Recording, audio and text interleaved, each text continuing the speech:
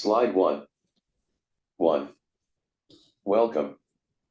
Introduction to Project Financing and Financial Model Analysis. Notes du Presentateur. Thank you all for joining us. My name is Dalit Charlemagne Kien, but better known on the internet as Dalit Kien. I've been working in the energy sector since 1985, when I graduated from the École Supérieure Interafricaine d'Électricité, and my aim is to pass on to the current and future generations all the knowledge, qualifications, and skills I've acquired since 1985. 1.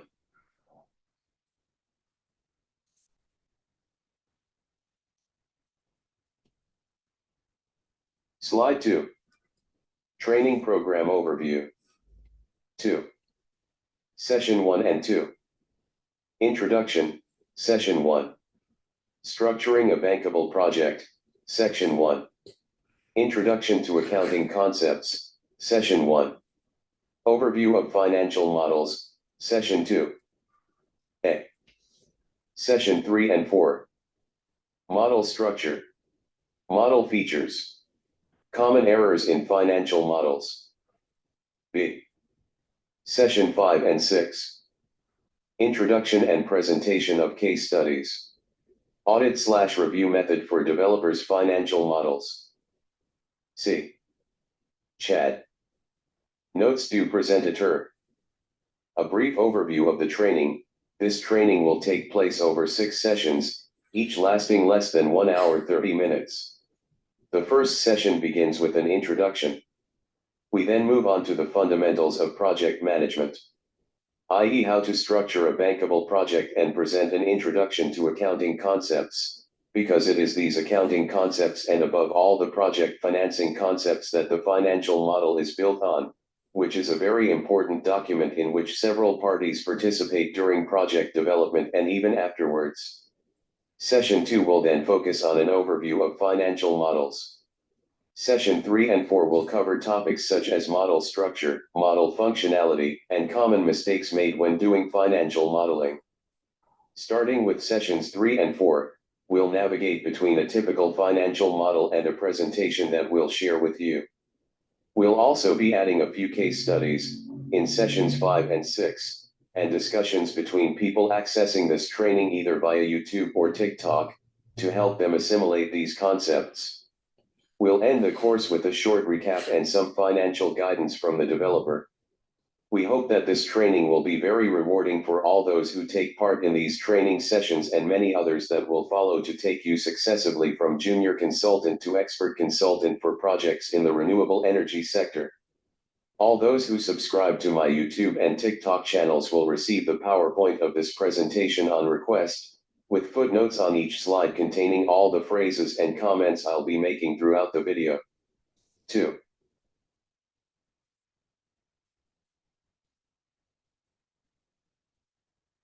Slide 3. Introduction to Project Financing and Financial Model Analysis, Session 1. Photo, Rachel Couch. Notes du Presentateur. 3.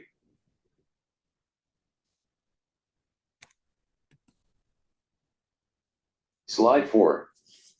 Introduction. Structuring a Bankable Project. Introduction to Accounting Concepts.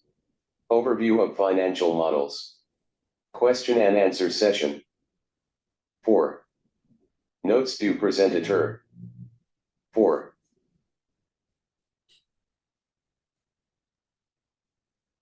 Slide 5. Introduction. Structuring a Bankable Project. Introduction to Accounting Concepts. Overview of Financial Models. Question and answer session. 5. Notes du Presentateur. 5. Slide 6. Introduction. Structuring a Bankable Project. Introduction to Accounting Concepts.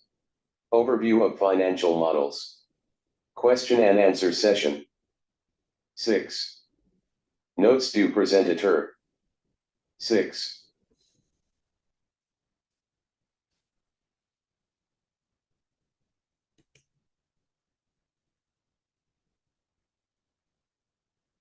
Slide 7. Introduction to Project Finance Documents. 7. Notes du Presentateur. 7.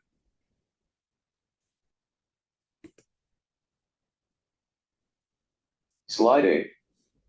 Available to promoters of capital-intensive infrastructure projects. A method of financing a long-term project, structured through an optimized combination of equity, debt, and quasi-equity. A function of the project's ability to repay the debt incurred and earn a return on the capital invested at a rate compatible with the degree of risk involved. 8. Project financing is major capital expenditure. Fonds communs de créances, FCC. Risk allocation. No or limited recourse. Focus on cash flow. Time-defined operating period. Projects involve significant expenditure, requiring the syndication of equity investors and lenders. CFCs are separate entities, financially and legally independent of the project promoters. An optimized project financing structure designed to spread project risks among the various investors and financiers. Lenders have only limited recourse, or in some cases no recourse at all, to developers after project completion. The project's cash flow must be sufficient to cover operating costs, debt servicing and remuneration of equity investors. The projects concerned generally have a well-defined lifespan, but longer, 20 to 30 years, than the long-term investments with which they are associated. Notes du Presentateur. Without further ado, let's get to the heart of the matter. Let's take a look at how to structure a bankable project. Here we look at the various contracts and documents involved in project financing. What is project financing? It's a way of financing a project, generally on a long-term basis, using an optimized combination of equity and debt. Non-recourse project financing is therefore a structure that will generate enough income to repay the debt that has been contracted and also remunerate the equity that has been invested up to the project's level of risk. This project financing structure is therefore available to promoters of capital-intensive infrastructure projects. Non-recourse financing is characterized by high capital expenditure. In fact, these are capital-intensive projects, and to finance them requires the mobilization of several investors in capital and debt. A second feature of project financing is the establishment of a fonds communs de créances, or special purpose vehicle, one of the most widely used tools in project financing. These are financially and legally distinct entities, which are independent of the project promoters and are created specifically with the objective to execute the project. Project financing is also characterized by optimized risk allocation between the various project stakeholders. The aim is to spread the project risks between the various investors and financiers. Project financing is also characterized by limited recourse.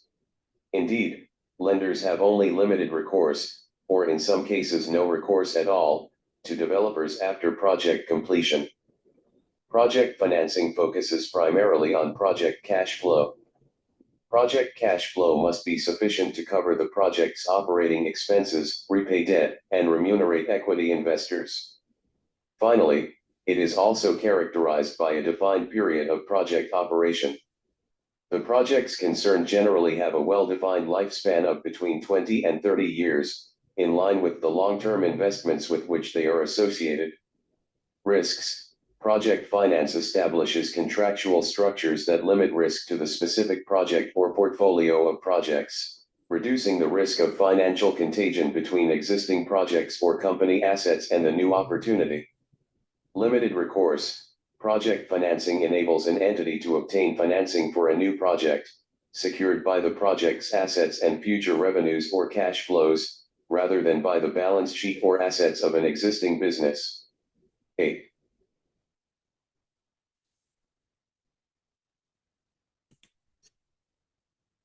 Slide 9. It is important to understand the meaning of the following terms before proceeding with the training. 9. Notes du Presentateur. 9.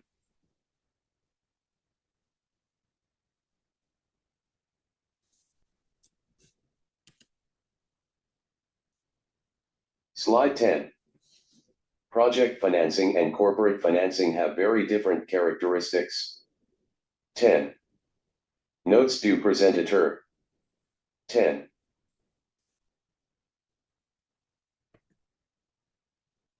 Slide 11.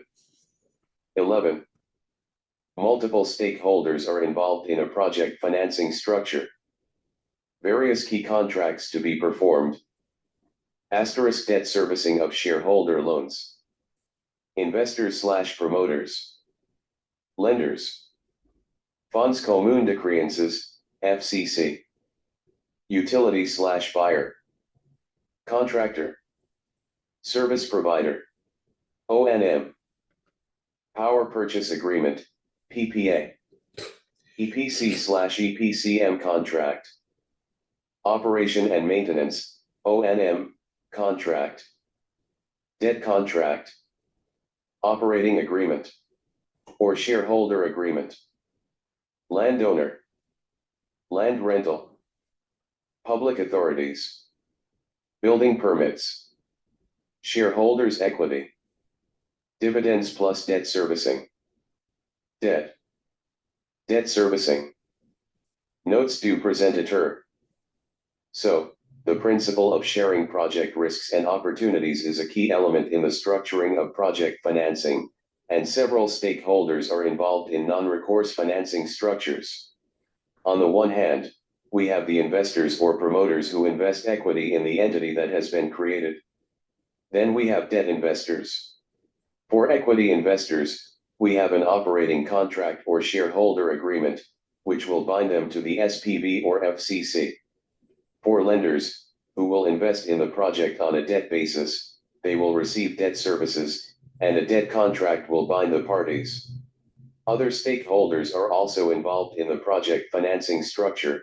We have utilities that buy electricity from the project company, SPV or FCC, in which case a PPA, power purchase agreement, is signed between the two parties. We also have contractors. For example, the FCC may call on a construction company to handle the design and construction of the power plant, in which case an EPC contract is signed between the two parties.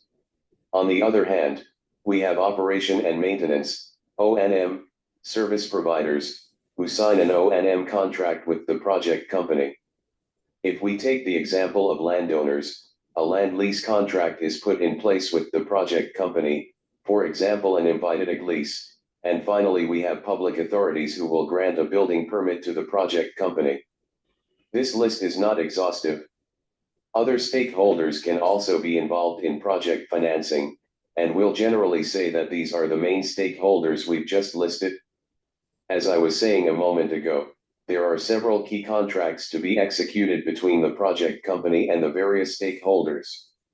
So, on the right-hand side, we'll take a closer look at some of these contracts. One of the most important contracts in project financing is the power purchase agreement. The utility buys electricity from the project company on the basis of a long-term purchase agreement. In other words, for around 20 years, with a tariff in hard currency, and signed on the basis of a take-or-pay contract. The promoters and financiers of the project will generally require a guarantee, or some other type of credit enhancement depending on the buyer's credit rating, to cover the risk. A take-or-pay contract can only be considered bankable if the payment obligations are guaranteed by a competent entity, i.e. a letter of credit, or by a multilateral organization, or if the buyer concerned is deemed highly unlikely to default. Next, we have debt or equity financing contracts, which define the legal and financial obligations of investors and lenders in projects.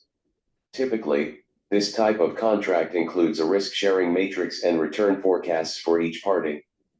We may also have an engineering contract, known as an EPC contract.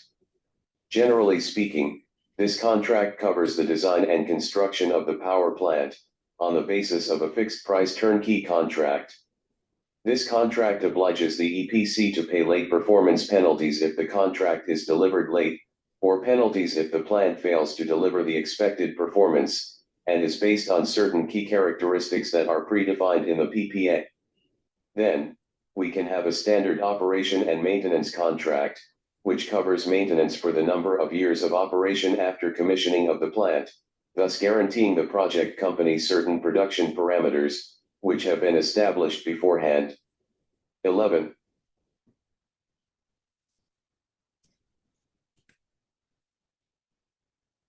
Slide 12.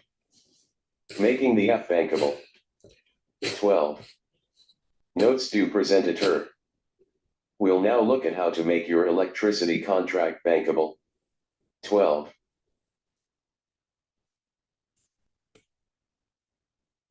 Slide 13. 8 types of power purchase agreements. 13. Notes du presentateur. 13.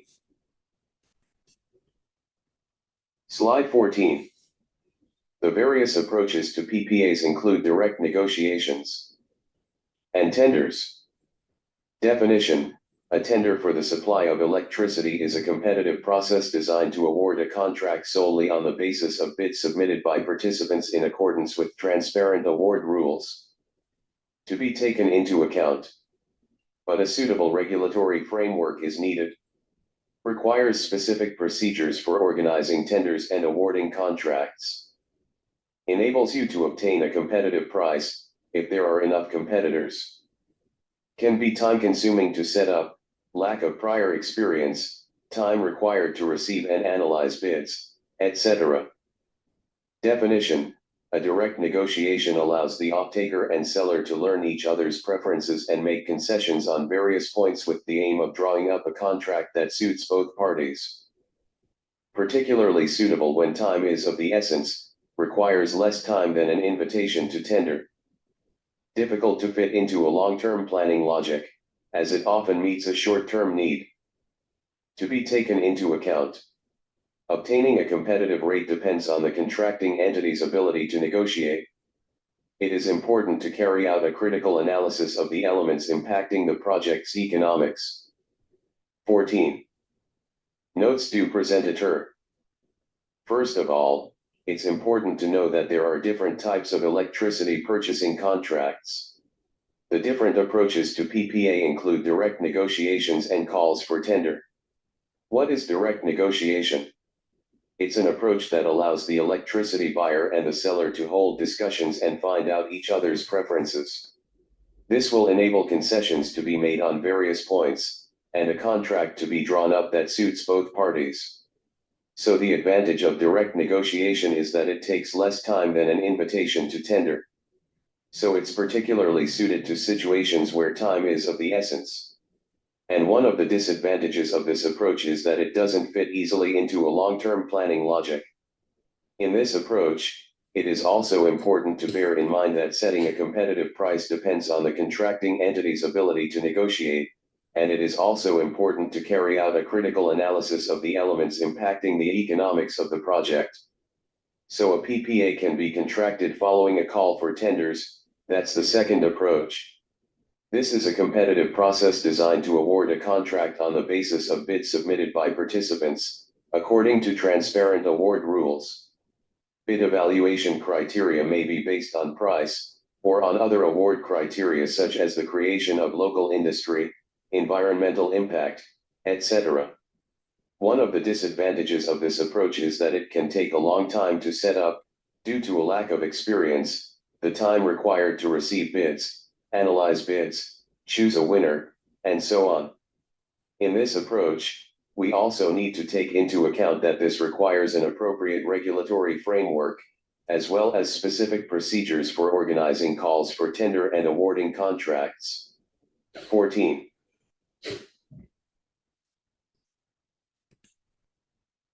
Slide 15. 15. In a bid to reduce the cost of electricity, some utilities are considering moving from take-or-pay PPAs to take-and-pay PPAs. Under a take-or-pay model, electricity producers are obliged to make electricity available to the buyer for injection into the grid. They are paid according to the agreed tariff, whether or not the buyer consumes electricity from the plant. This model guarantees the purchase of electricity, making the project more bankable. This is particularly relevant when independent power producers are locked into long-term PPAs under which they must make their electricity available to a single buyer, or a public buyer, before seeking other private buyers.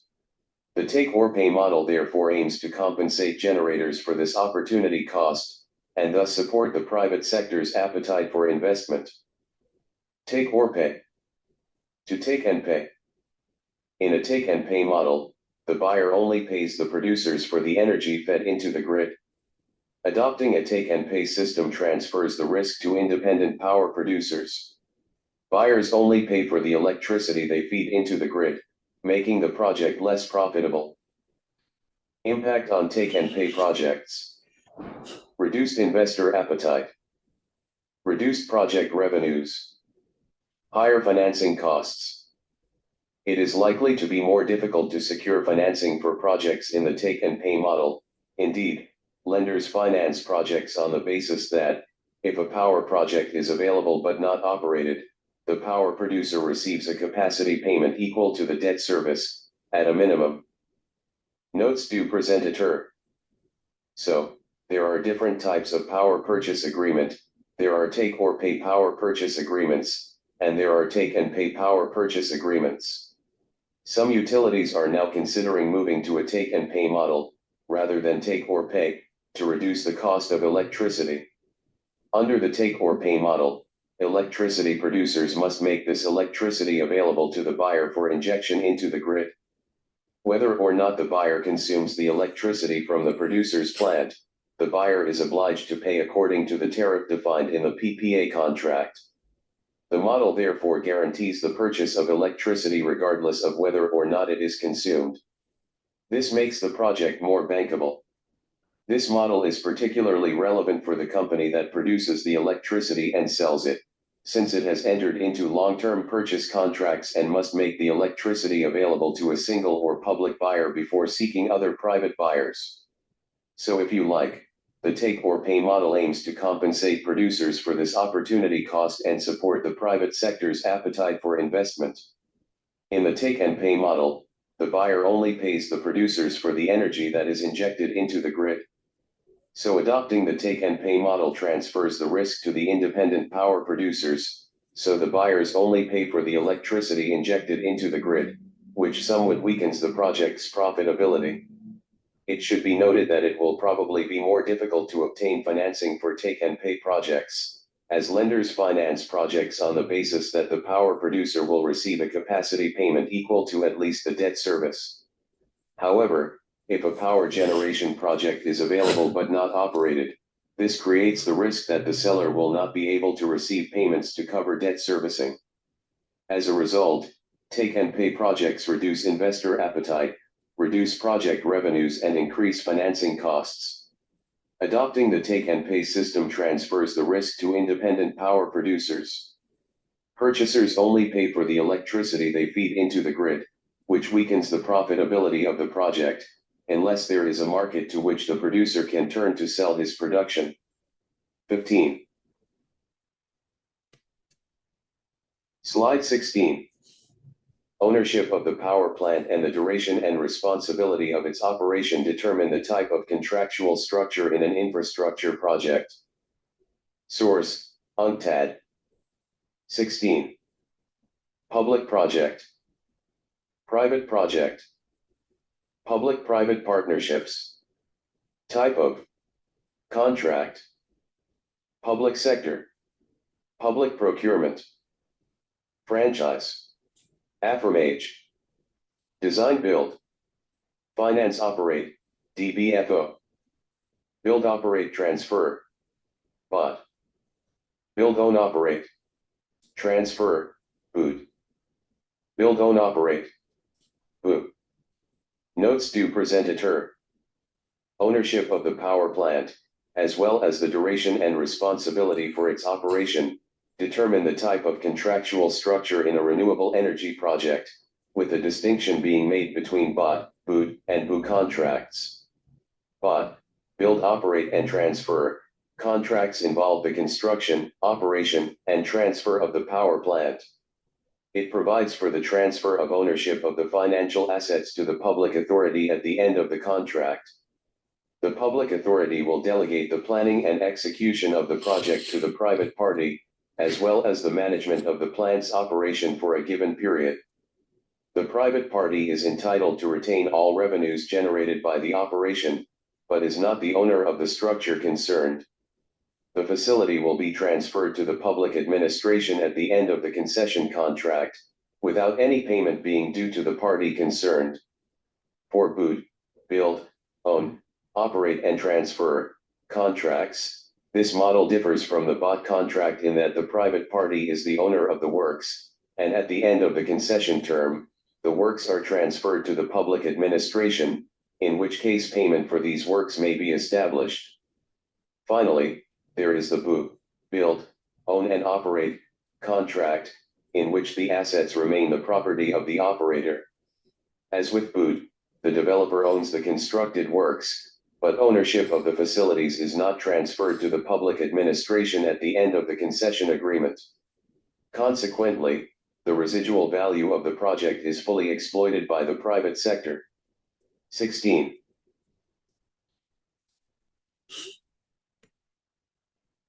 Slide 17. B. Main points to be discussed as part of an operating agreement. 17. Notes du présentateur. We will now look at the main points to be discussed within the framework of an operating agreement. 17. Slide 18. Risk identification and allocation. Availability. Training and price adjustment. Performance monitoring and control. Conflict resolution. Project financing. 18. Notes du présentateur. We have identified 6 key points for negotiating a PPA. We have risk identification and allocation, electricity availability, setting and adjusting rates, performance monitoring and control. We have conflict resolution. Finally, project financing. 18. Slide 19. Risk identification and allocation. Availability. Training and price adjustment. Performance monitoring and control. Conflict resolution. Project financing. 19. Notes du présentateur. 19.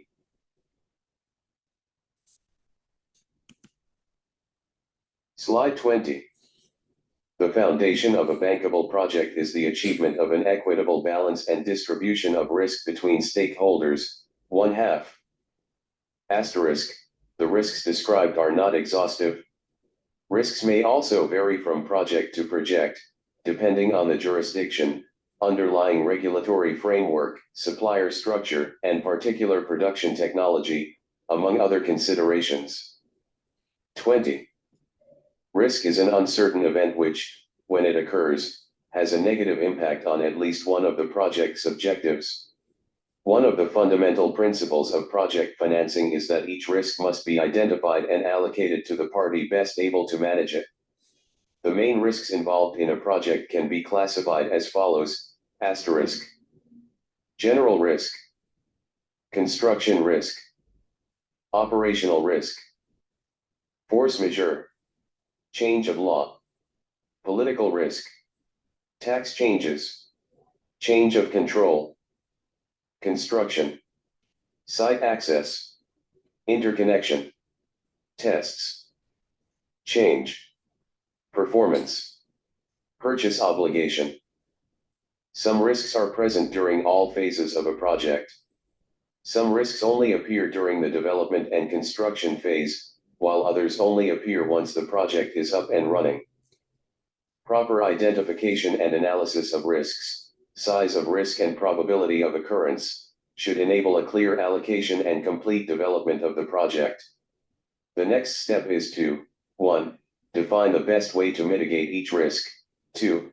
Allocate each risk between the public and private sectors. Notes du présentateur.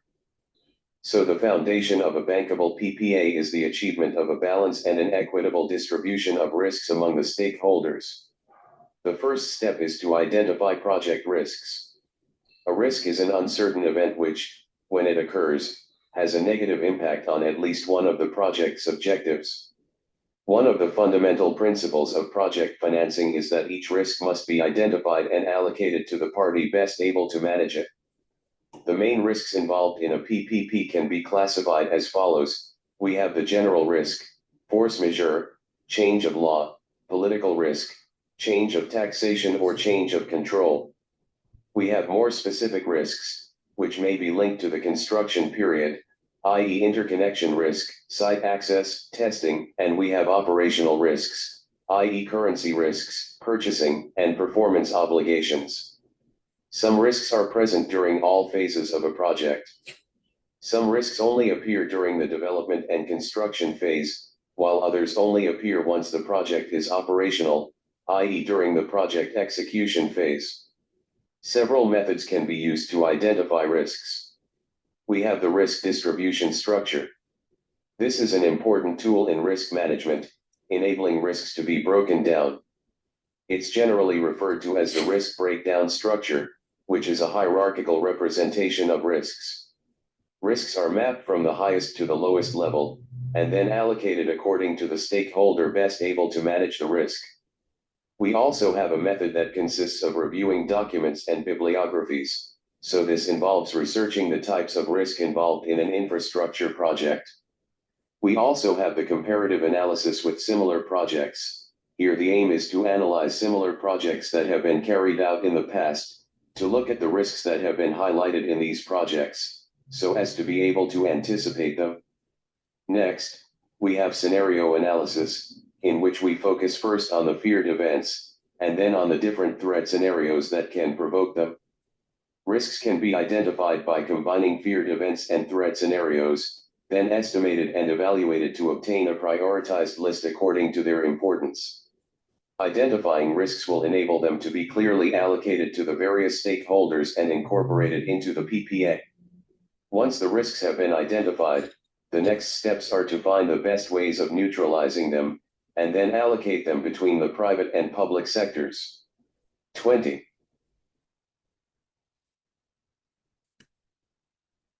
Slide 21. 21.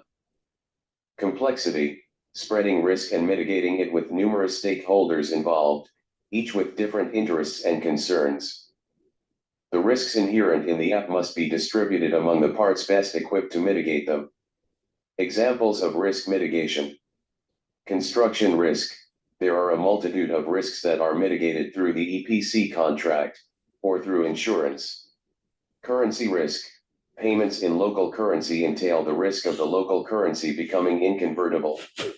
This risk can be mitigated by taking out political risk insurance. Credit risk. Lenders may require credit enhancement instruments such as government guarantees in the transaction to mitigate risks affecting the revenue stream.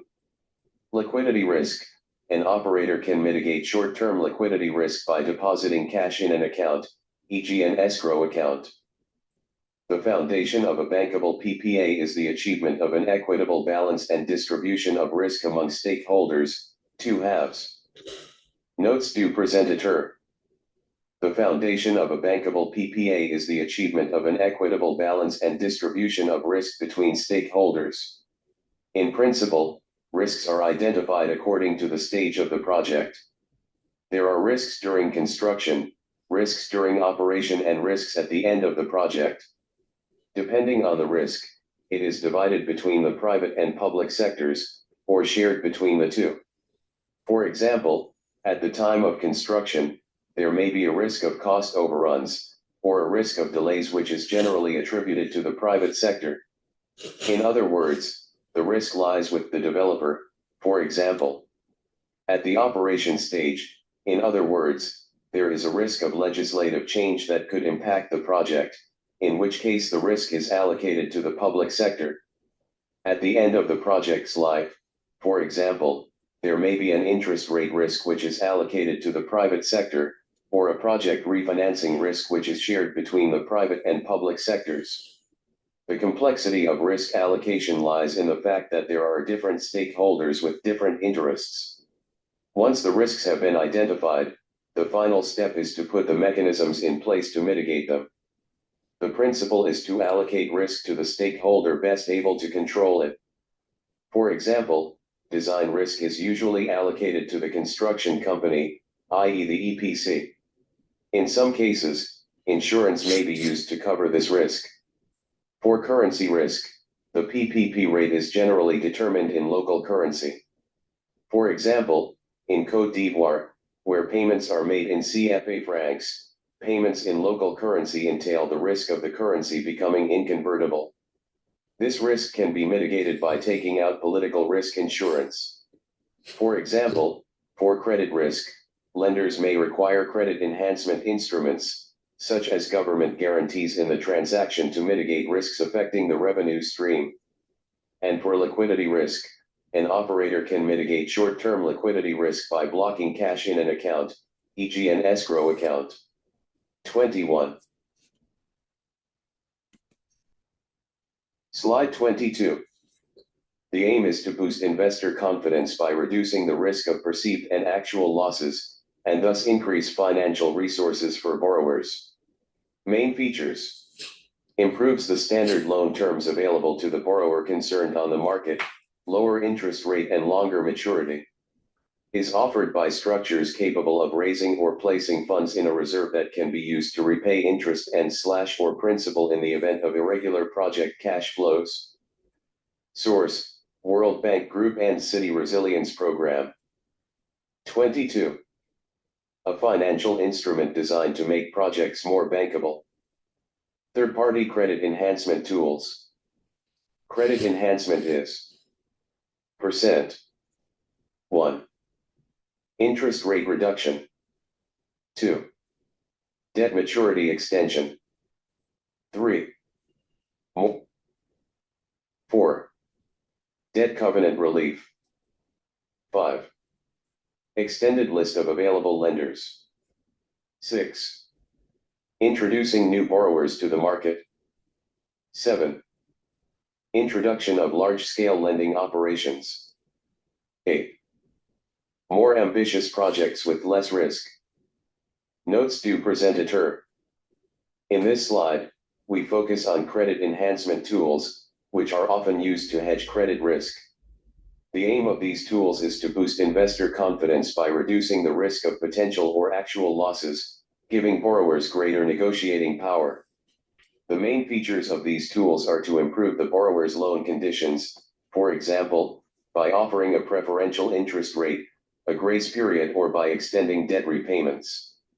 These tools are generally offered by structures that have sufficient funds available, where they are generally placed in reserve so that, if there is a default in cash flow or a cash shortage, this can repay the principal or interest on the debt.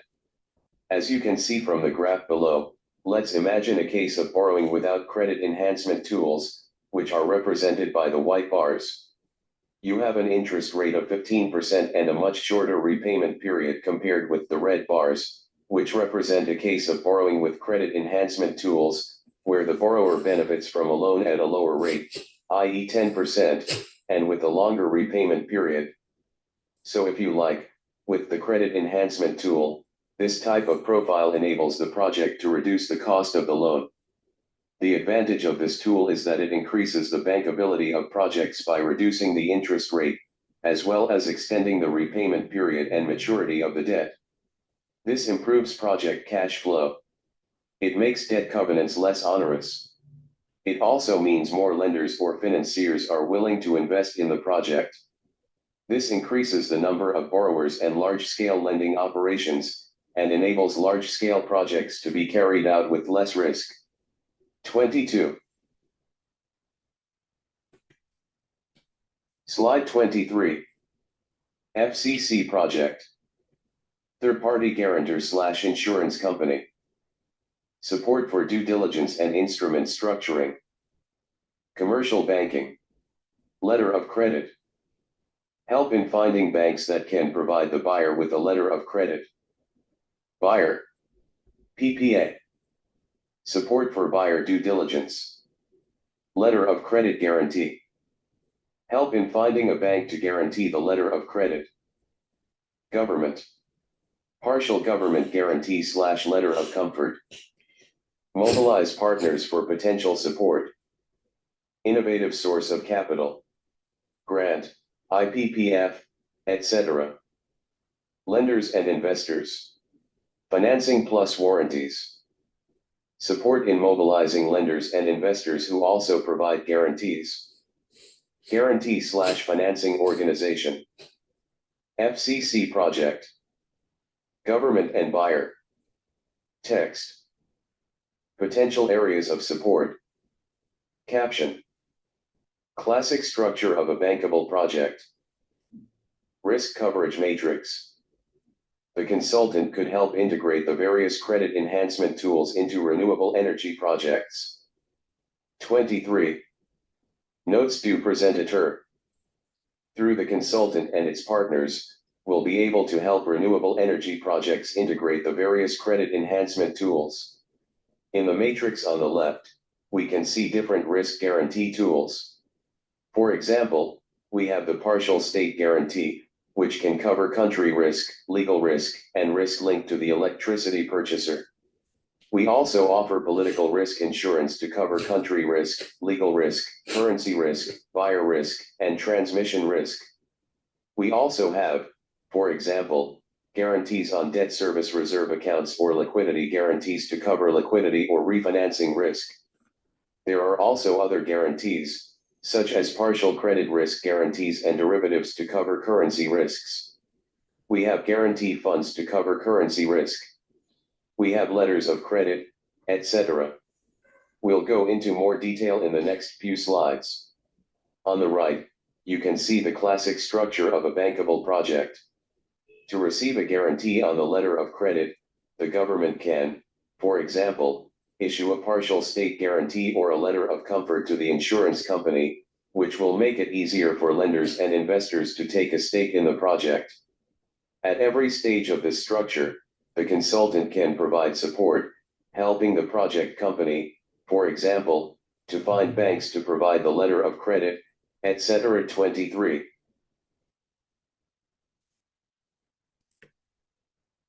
Slide 24. Projects in developing countries benefit from a wide range of credit enhancement tools, 1/2. Asterisk based on the African Development Bank's definition of PCG. Based on the World Bank's definition of PRI and PRG. 24. Notes du presentateur. As seen in the previous slide, projects in developing countries benefit from a wide range of credit enhancement tools. Let's take a closer look at the main tools, the risk they cover and the institutions that issue them. We have the partial credit guarantee, which covers part of the scheduled repayments of private sector loans against the risk of default. We also offer political risk insurance, which covers sovereign or corporate default for political reasons. We have PRI insurance that insures investors and lenders, but this coverage is limited to less than the full amount of the investment or loan. We also have partial risk guarantees, or PRGs, which cover commercial lenders in private projects and generally cover the full amount of the debt. The partial credit guarantee is virtually the same as the partial risk guarantee, but is triggered independently of the default clause. So these three tools are presented to cover buyer risk and political risk, and can be issued by institutions such as the World Bank's MICA, USAID, AFD, IBRD, IDA, ATI, etc. To cover liquidity and refinancing risk, a guarantee on the debt service reserve account must be put in place. This tool neutralizes the need to reserve cash for debt servicing and makes this cash available to the project company, and can be issued by guarantor or other potential guarantors such as BOAD, AFDB, ISDB, IBRD, IDA, and USDFC. 24.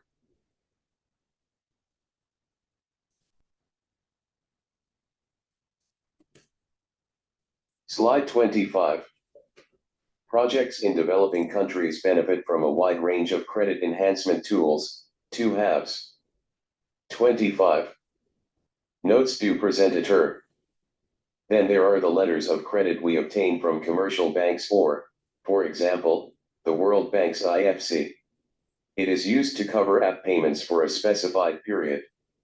A distinction is made between standby letters of credit, i.e., which are settled in a single payment, and revolving letters of credit. The letter of credit can be guaranteed by a multilateral organization such as IDA, ATI, or AFD. This tool covers both liquidity and buyer risk. Then there are the liquidity extension guarantees, which cover foreign exchange risks or enable local commercial banks to grant long-term loans in the local currency. This tool is available from Guarantco or other institutions such as BOAD, AFDB, ISDB, IBRD, IDA, and USDFC. Finally, we have the Infrastructure Project Preparation Facility, IPPF, which covers project development risk. This covers the costs of project development, and these costs are generally returned to the successful developer at financial close. The government/power purchaser must reimburse the funds spent if the project does not go ahead due to a default on its part. This tool can be found at JIP or NEPAD IPFF. 25. Slide 26. Risk identification and allocation. Availability. Training and price adjustment. Performance monitoring and control. Conflict resolution. Project financing. 26. Notes du presentateur. The availability of electricity is one of the main points to be discussed in the context of an operating agreement. 26. Slide 27. The producer agrees to deliver a predetermined volume of production. It is essential to ensure that he is able to meet this requirement. 27. Challenge. Many renewable technologies cannot produce continuously, unlike traditional baseload production. Energy availability. In a basic annual PPA, the buyer agrees to purchase a specific volume of energy for each hour of the year. The risks associated with the profile and volume are borne by the seller, who must deliver the agreed energy no matter what. To ensure that the vendor meets load requirements and to preserve reliability, the following measures can be taken into account in the PPA. A minimum availability standard, days/years, is included. A performance guarantee is provided by the operator, 3 to 4%, for the duration of the contract. The PPA can specify the withholding of capacity payments when the operator fails to meet his declared reliable capacity, +/-5%. The PPA may provide for discussions between the supplier and the buyer to define an allocation program at different intervals and covering different periods. The app may specify a number of minutes notice for the operator to reach the target operating level set by the purchaser's control center. The app may provide for annual/regular tests to verify the reliable capacity declared by the operator. Preserving reliability. Baseload, minimum threshold of electricity demand required over a period of time. Peak load, short period of high electricity demand. Intermediate baseload, electricity demand baseload but peak load. To meet fluctuating demand, the power plant must be accessible from the utility's fleet of power plants. The seller must then ensure that it is able to meet load requirements. Notes du presentateur. The producer agrees to deliver a predetermined volume of production. It is therefore essential to ensure that he is able to meet this requirement. In a basic annual PPA, the buyer agrees to purchase a specific volume of energy for each hour of the year. The profile and volume risks are allocated to the seller, who must deliver the agreed energy no matter what. The power seller will generally bear the risks associated with its construction and operating obligations under the app. This may include the risk of not meeting the capacity requirements of the built plant. So the challenges of electricity availability lie in the fact that many renewable technologies can't produce all the time, unlike traditional baseload generation. As can be seen from the graph, baseload represents the minimum threshold of electricity demand required over a period of time. Peak load represents a short period of high electricity demand.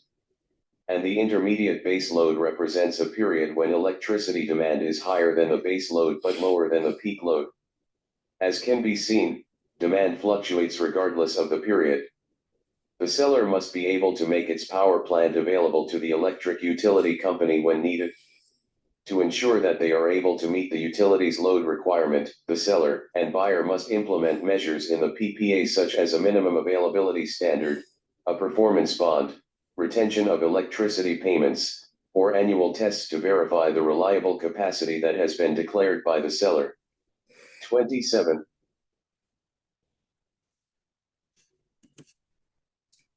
Slide 28. Risk identification and allocation. Availability. Training and price adjustment. Performance monitoring and control. Conflict resolution. Project financing. 28. Notes du presentateur. Among the main points to be discussed within the framework of an operating agreement are tariff setting and adjustment. 28. Slide 29. The tariff negotiated in the PPA is one of the most important aspects, and in principle all parties benefit from long-term tariff security. 1/2. 29. In general, PPAs for renewable technologies require the project company to deliver and sell to the purchaser all the energy produced by the generating plant. The price is expressed in simple terms such as cents, or other monetary unit, per kilowatt hour or dollars, or other monetary unit, per MWh produced and delivered. The energy charge under an energy-only tariff for a renewable project includes tariff adjustment. The tariff also includes additional elements that cover other costs not included in energy charges, such as the costs of ancillary services provided if these services are included in the scope of the app. Whatever tariff structure is chosen for the PPA, the methodology for calculating the tariff must be clear and fixed for the duration of the power purchase agreement. Any changes to the tariff must be made in accordance with the adjustment mechanisms agreed in advance in a binding agreement and approved. Standard approach. As a general rule, the tariff is adjusted in line with inflation, although other adjustment mechanisms may be provided for in the PPA, such as in the event of changes in the law or costs, etc. Legal principle. The cap and collar principle is usually applied. The aim is to protect the parties by setting a ceiling for tariff increases of up to X% and tariff decreases of up to X%. Remboursement de prêts du projet. Intérêt sur les prêts du projet. Remboursement et rendement de CPS. Coûts fixes et variables DO&M. Charge énergétique. Impôt sur les revenus. Per MW/H of available capacity. A mechanism for revising pricing conditions can be applied to the app, but this is a rare case. Notes du presentateur. The tariff fixed in the power purchase agreement is an essential element, and in principle the parties benefit from long-term tariff security. In general, PPAs for renewable technologies require the project company to deliver and sell exclusively to the purchaser all the energy produced by the generating plant. The price is expressed in simple terms such as cents, or other monetary unit, per kilowatt hour or dollars, or other monetary unit, per MWh produced and delivered.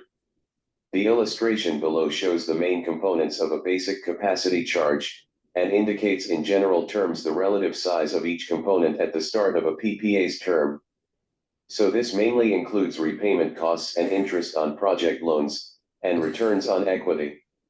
It then covers fixed and variable operating costs, as well as income tax. In the final years of the loan repayment period, interest on the project loans will decline on a straight-line basis. This decrease is offset by increases in components such as project loan repayments, buybacks, and return on equity.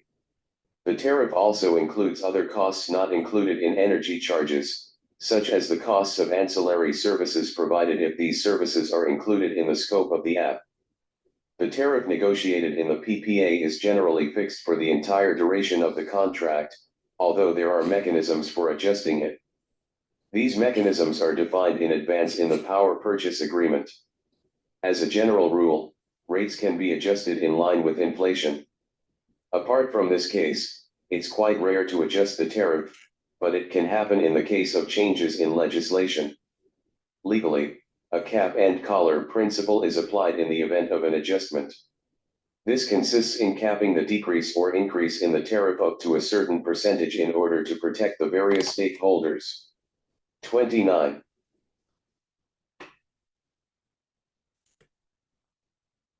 Slide 30.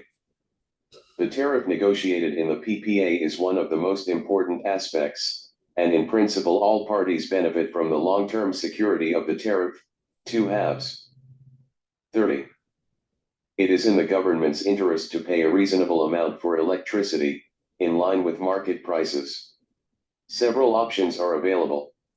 Examine the inflation forecasts for the duration of the PPP. If the modeling is consistent and the inflation rate acceptable, then the standard case with the inflation index tariff can be applied. If modeling indicates a period of hyperinflation, the government should seek to protect itself by setting a cap on tariff increases. Notes du présentateur. When negotiating the price, the interests of the seller and the buyer differ. The seller will naturally tend to try to set a higher selling price, while the buyer will try to buy electricity at the lowest possible price. Buyers are generally more reluctant to accept price adjustments. The government has several options for ensuring that it pays a reasonable electricity rate that reflects market trends. It can forecast inflation and model inflation over several years, and the latter is acceptable. It indexes inflation to the rate negotiated in the PPA. And if ever the modeling predicts a period of hyperinflation, the cap and collar mechanism I mentioned earlier can be applied. The government will have the option of capping the tariff at a certain percentage. 30. Slide 31. Risk identification and allocation. Availability. Training and price adjustment. Performance monitoring and control. Conflict resolution. Project financing. 31. Notes du présentateur. Among the main points to be discussed within the framework of an operating agreement, we also have everything to do with performance monitoring and regulation. 31. Slide 32. Construction. Various clauses in the PPA help control the promoter's performance and thus ensure service quality. 1/2. 32. Development. Before the start of operations. No start of construction. If construction does not begin within the specified time frame, the purchaser can usually terminate the PPA. Utilities may require the developer to make performance bond payments. Construction delays. In the absence of force majeure, failure to complete the plant on time constitutes a violation of the PPA. The buyer may claim damages for delay and/or terminate the PPA. Abandon construction. Abandonment may take the form of permanent or prolonged suspension. This constitutes an event of default on the part of the developer, allowing the buyer to terminate the PPA. Mandatory testing and commissioning before operations begin. The aim is to ensure that installations operate in accordance with the performance contracted for. Various parameters are tested: installed capacity, output voltage, frequency, etc. Testing must be carried out by the developer. The purchaser can hire his own experts to confirm the plant's performance. In the event of discrepancies between test results and the parameters specified in the PPA, the purchaser may have the plant modified, accept the resulting production, applying penalties, canceling the PPA. Operation. Damages, guaranteed minimum production. The buyer is liable for damages if the developer fails to deliver the minimum production guaranteed in the PPA. Abandonment of operations.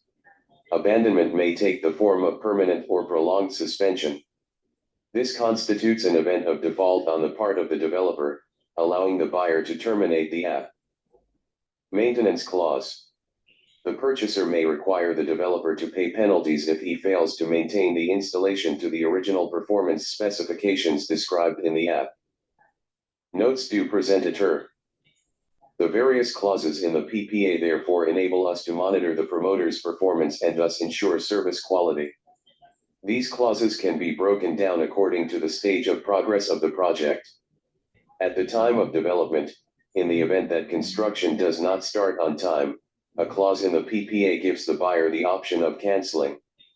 Alternatively, the buyer may request payments from the manufacturer by way of guarantee. At the time of construction, if construction is suspended permanently or for a short period, a clause in the PPA allows the buyer to terminate the contract if the seller defaults. In the event of construction delays, the PPA generally provides for penalties to be paid by the project company to the purchaser, as well as the possibility of terminating the project. At the start of operation, the PPA includes a provision for plant testing. Various parameters are tested, e.g. voltage, frequency, etc. The aim is to ensure that installations operate in accordance with the contractual performance. The tests are carried out by the promoter, even though the buyer has the option of requesting a counter-assessment. If the tests are not conclusive, the purchaser has the option of modifying the plant, applying penalties, and/or, in the last instance, terminating the contract. And finally, during the operating phase, there are clauses such as damages if the minimum production performance guaranteed in the PPA is not achieved. A clause allowing the buyer to terminate the contract in the event of abandonment is also included. A maintenance clause is also included in the event of plant failure. The buyer can also demand penalties from the developer. 32. Pardon 2 secondes, il comme ça réunion. Je fais qu'il tape un truc et puis je t'écoute.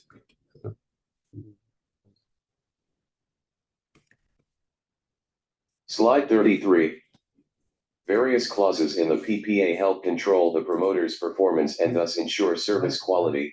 2 halves. 33. In some jurisdictions, the developer may be required to post a development bond in return for a concession agreement. If the project is unable to reach the specified milestones for reasons attributable to the developer, and the app does not come into force on a given date, the electricity purchaser can draw on the development bond. Performance guarantee. A performance bond normally takes the form of a letter of credit or bank guarantee. This is a commitment to indemnify the buyer in the event of default by the developer. The main purpose of the bond is to act as a deterrent, and it is generally insufficient to cover the real cost to the government in the event of non-performance. Development bond. Notes du presentateur. As a result, 2 mechanisms can be put in place under the PPA to ensure that the project runs smoothly. We have a development bond or performance bond. In some countries, a development bond may be required in return for a concession agreement. The bond allows the buyer to use the funds in the event of default. A performance bond is a commitment to compensate the buyer in the event of default by the developer. It can take the form of a letter of credit or a bank guarantee. The main purpose of the bond is to act as a deterrent, but it is generally insufficient to cover the real costs incurred by the government in the event of non-performance. 33.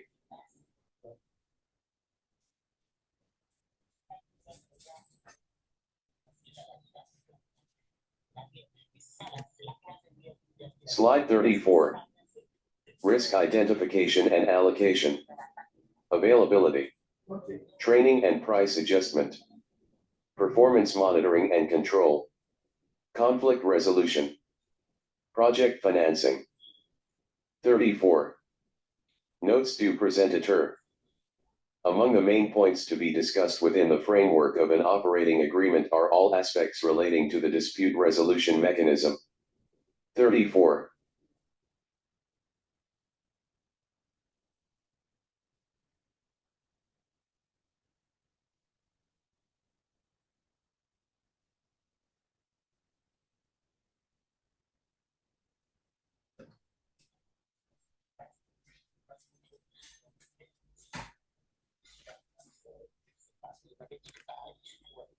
Slide 35. When a dispute drags on, it is to the detriment of all parties and the project. It is therefore in the general interest to resolve them quickly. 1/3. 35. Communication, informal. The best approach parties can take when a dispute arises is to engage in dialogue. Ongoing dialogue between the parties after the PPA has been signed can help resolve most disputes quickly. The PPA generally imposes an obligation on the parties to attempt to resolve issues amicably through dialogue, before resorting to formal dispute resolution procedures. If there is no evidence that the parties have attempted to resolve the dispute amicably, other more formal mechanisms may not be available. A PPA is a long-term contract, and the parties cannot always anticipate with certainty what will materialize over a period that can sometimes extend to 30 years. When a dispute arises, it is in the interest of all parties to resolve it as quickly and effectively as possible, and preferably amicably.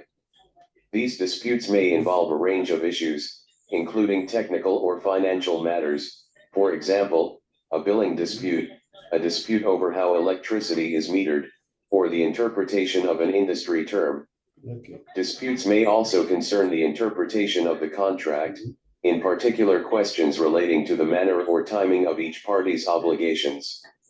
The aim of the dispute resolution mechanisms is to ensure that, whatever the type of dispute, it is resolved quickly so that the parties can resume performance of their respective obligations under the Act. Notes du présentateur. Okay. A PPA is a long-term contract, and we can't necessarily be sure that the project will go smoothly. So when a dispute arises, it's in the interests of all parties to resolve it as quickly and effectively as possible, preferably out of court. Disputes may relate to technical or financial issues, such as billing disputes, or they may concern the interpretation of the contract. Okay. So the aim of the dispute resolution mechanism is to ensure that, whatever the type of dispute, it is resolved quickly so that the parties can resume performance of their respective obligations under the Act as soon as possible. Communication is the best possible approach, as the conflict can be resolved fairly quickly through dialogue. The PPA generally calls for this method to be tried out first, before moving on to more formal mechanisms. If discussions don't work out, both parties can try mediation. In this case, an independent official is appointed to settle the matter, but the mediator's decision has no legal force. And both parties are under no obligation to accept the independent official's decision. And the parties cannot always anticipate with certainty what will materialize over a period that can sometimes extend to 30 years. 35.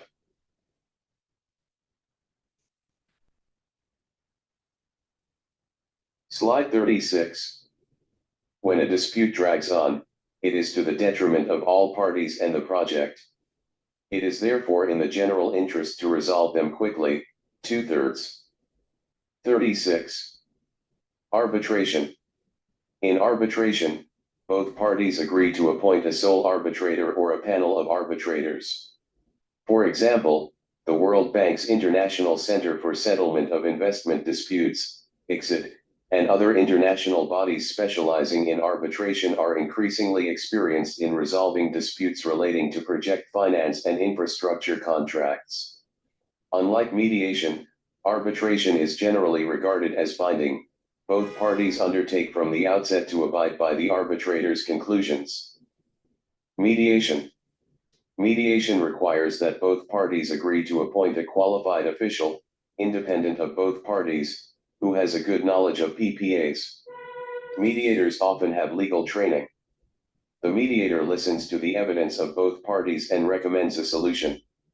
However, the main feature of mediation is that neither party is obliged to accept the mediator's conclusions. In practice, many mediations advocate a split the difference compromise. Notes du présentateur. If mediation doesn't work, another dispute resolution mechanism is arbitration. Certain organizations such as the ICDR, International Center for Settlement of Investment Disputes, can be set up, but unlike mediation, the decision of an arbitrator is binding. From the outset, both parties agree to abide by the arbitrator's conclusions. 36. Slide 37. When a dispute drags on, it is to the detriment of all parties and the project. It is therefore in the general interest to resolve them quickly. 3/3. 37. Cancellation. All PPAs must specify in detail the procedures for terminating and canceling the contract. In most cases, termination must be formally requested or sought by one of the parties. Termination may be for cause or, in some PPAs, the customer need give no reason. If termination without cause is permitted, then there are detailed procedures on how any accumulated project costs will be allocated and recovered. Dispute. PPA disputes can also be resolved by formal litigation in the courts. However, this solution tends to be the most costly and time-consuming to resolve, imposing significant expense on all parties, including the winner. For major project financings involving foreign investors and lenders, apt dispute resolution mechanisms almost always require that the law of a third country be invoked to adjudicate disputes. Notes du presentateur. Another dispute resolution mechanism is litigation. This is a more formal method, and is usually done in court. Generally, in the interests of both parties, this solution tends to be avoided, as it is more costly for both parties, even for the winning party. It's also time-consuming. As a general rule, for these major types of infrastructure projects involving foreign investors, the PPA requires that the laws of a third country be applied to settle disputes. Finally, in the event of a dispute, termination of the contract is possible, so termination can be for cause or, in some PPAs, the customer need give no reason. If termination without cause is permitted, then there are detailed procedures on how any accumulated project costs will be apportioned and recovered. 37. Slide 38. Risk identification and allocation. Availability. Training and price adjustment.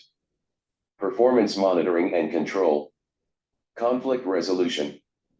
Project financing. 38. Notes du presentateur. And finally, one of the main points to be discussed when signing an operating contract is project financing. 38. Slide 39. Depend on the project's stage of development and the risk appetite of the various investors. For most renewable energy projects, equity financing from the state, an independent power producer or another investor. Project financing usually consists of a large proportion of debt from banks and a small proportion of equity from the developer and other investors. Subsidies and guarantees. 39. Available sources of capital. Development. Construction. Strategic institutional investors. Government financing/bonds.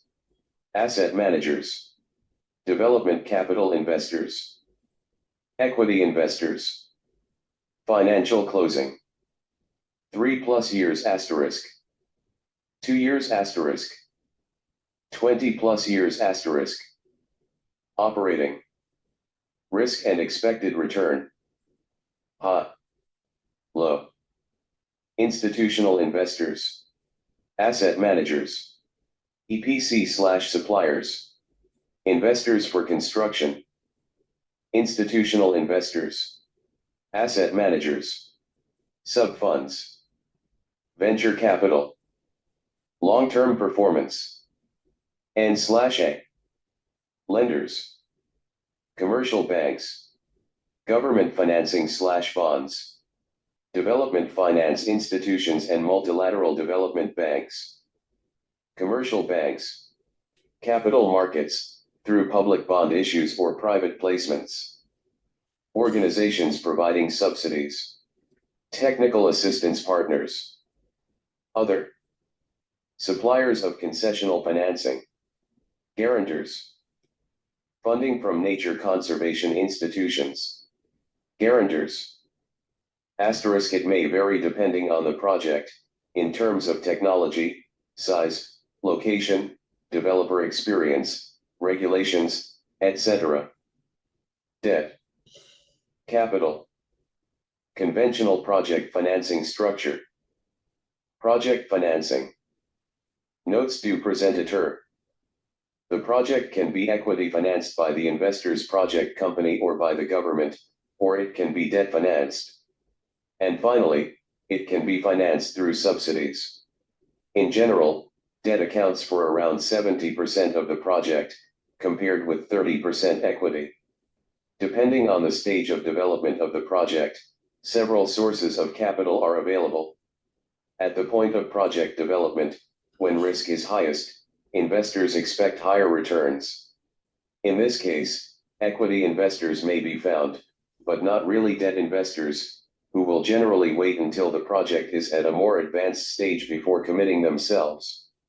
Between the time of financial close and project construction, more debt investors can be found, such as DFIs, development finance institutions, commercial banks, guarantee organizations, or concessional financiers who may also become involved. During the operational phase of the project, when the risk is much lower and expected returns are somewhat lower, capital investors such as infrastructure funds, capital market lenders and other guarantee organizations may be found. Some sources, e.g. bonds, tend to impose fewer constraints on the project, but these constraints can be much more difficult to modify or remove. Others, e.g. commercial lenders, can be quite intrusive when it comes to project operations, but are easier to work with when changes occur in the project. Still others, multilateral lenders and regional development banks, export credit agencies, etc., may offer particularly attractive rates and perhaps protection against political risk, but with conditions attached, such as the obligation to purchase goods of a certain national origin, to comply with certain environmental or labor standards, and so on. Can offer particularly attractive rates and perhaps protection against political risk, but with ancillary conditions such as the obligation to purchase goods of a certain national origin, to respect certain environmental or labor standards, etc. 39.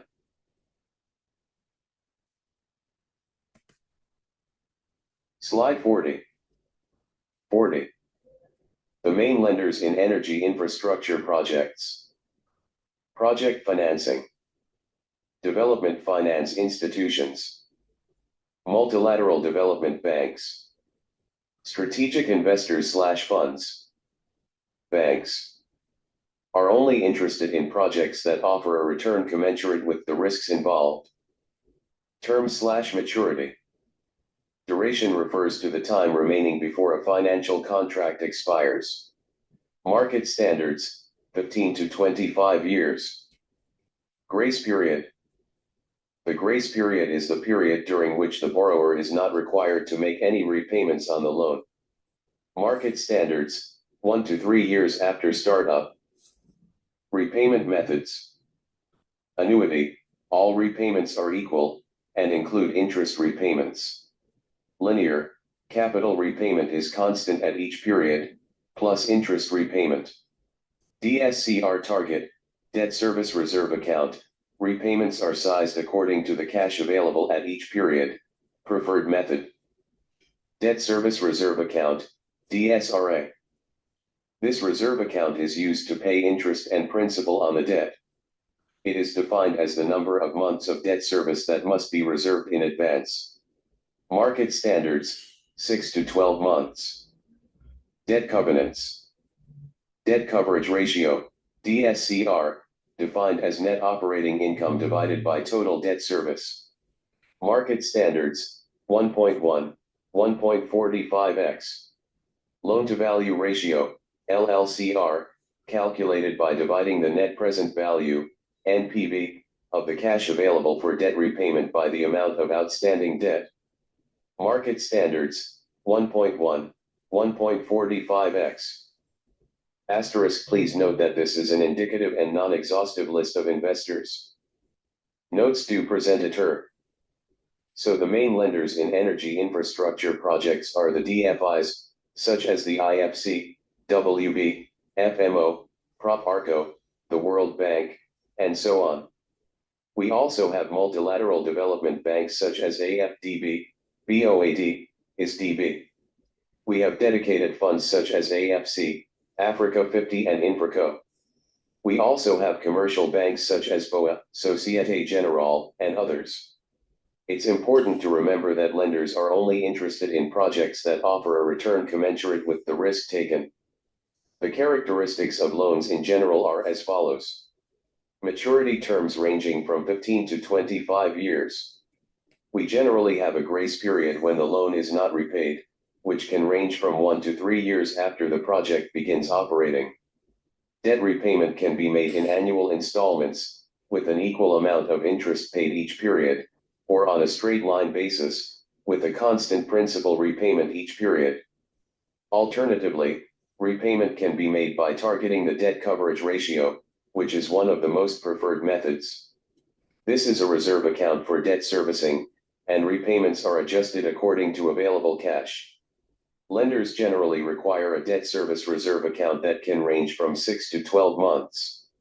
This reserve account is used to pay principal and interest on the debt, and is defined as the number of months of debt service that must be reserved in advance.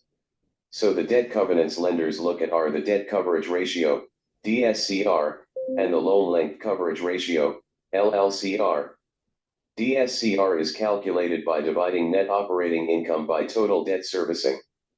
And market standards range from 1.1 to 1.45 times. LLCR is calculated by dividing the net present value of cash available for debt repayment by the amount of outstanding debt. Market standards range from 1.1 to 1.45 times. 40. Slide 41. 41. On average, 25% to 30% of project financing is equity capital injections from project financing, developers/private equity funds, public entities, investors who expect the best possible returns given the level of risk involved. TRA. Project provides information on the return on a specific project, irrespective of the capital structure. Market standards, 10%. Equity calculates the return on capital invested by shareholders on the basis of cash flows that relate exclusively to investors, equity injections, dividends, etc. Market standards, 13%. Recovery time.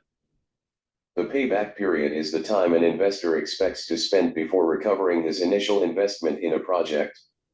Market standards, 15 to 20 years. Multilateral development banks. Household/pension funds. Governments. Asterisk, please note that this is an indicative and non-exhaustive list of investors. Notes do presentateur. On average, 25% to 30% of project financing is provided by public entities, multilateral development banks, promoters, and private equity funds. Investors take more risk than debt lenders, and expect much higher returns. So if you like, they'll pay attention to the project's internal rate of return and the equity's internal rate of return, which is around 10% for the project and around 13% for the equity They will also pay attention to the payback period, which is around 15 to 20 years. 41. Slide 42.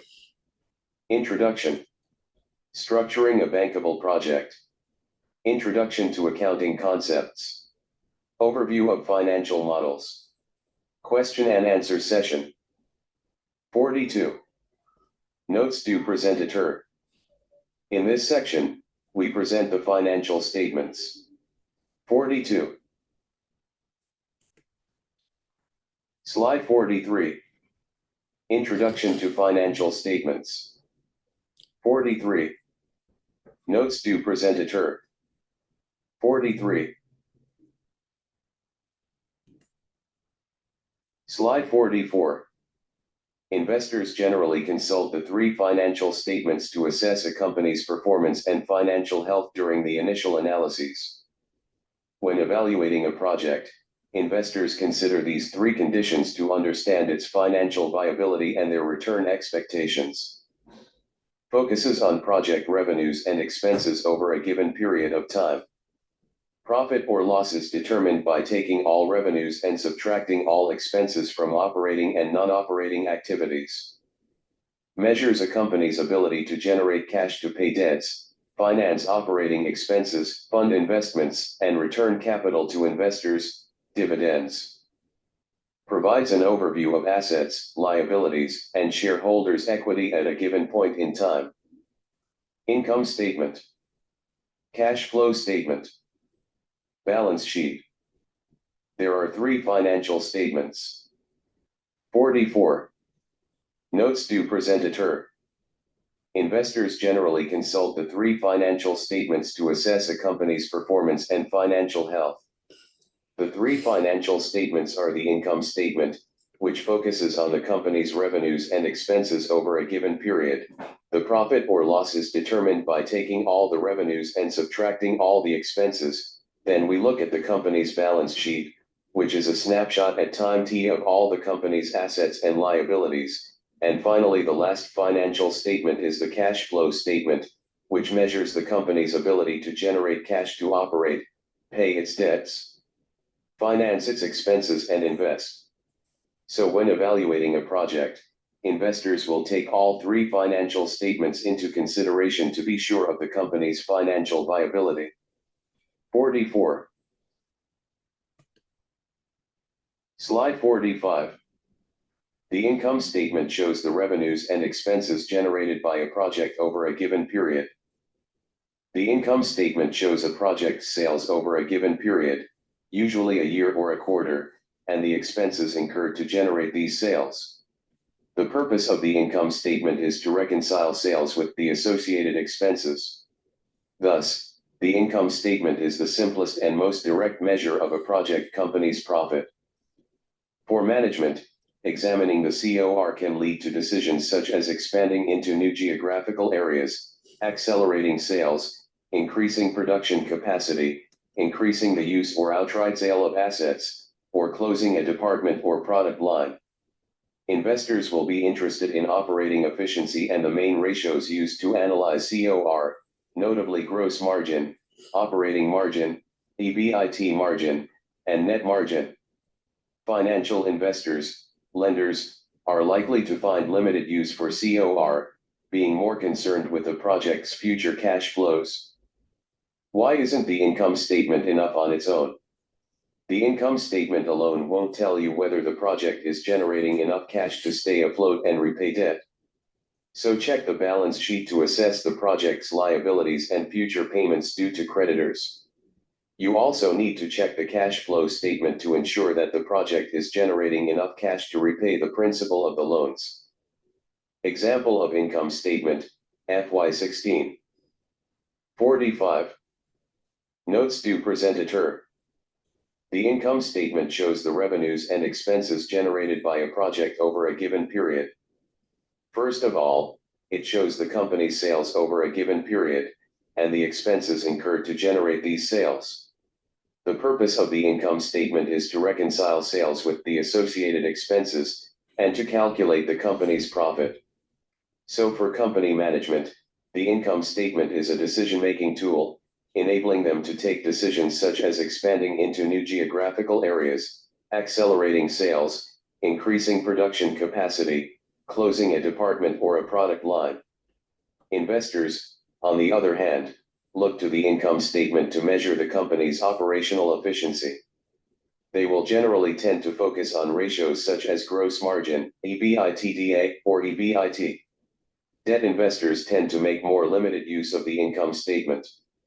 They are generally more focused on the cash flow statement. The income statement shows the company's profitability, but on its own it's not enough to say whether the project is generating enough cash to stay afloat and repay debt. It must always be analyzed through the balance sheet or cash flow statement to ensure that the project generates enough cash to repay debts.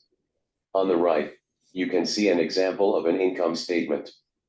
For example, in the case of a renewable energy project, we'll have the sale of electricity, then from this sales figure we'll subtract the cost of goods sold, i.e. the production costs directly linked to energy production. This will give us our gross margin. We make our sales minus the cost of goods sold. From this, we deduct all operating expenses, which could be, for example, operating and maintenance costs, office rental, salaries, legal fees, product development costs, etc. Then, after deducting operating expenses, we have EBITDA. From this EBITDA, we will subtract all depreciation and amortization, including plant depreciation, and all tangible and intangible assets. From this we get EBIT, and from EBIT we subtract all interest, which gives us our EBT. And from the EBT, we'll deduct the tax to arrive at our net income or profit. 45.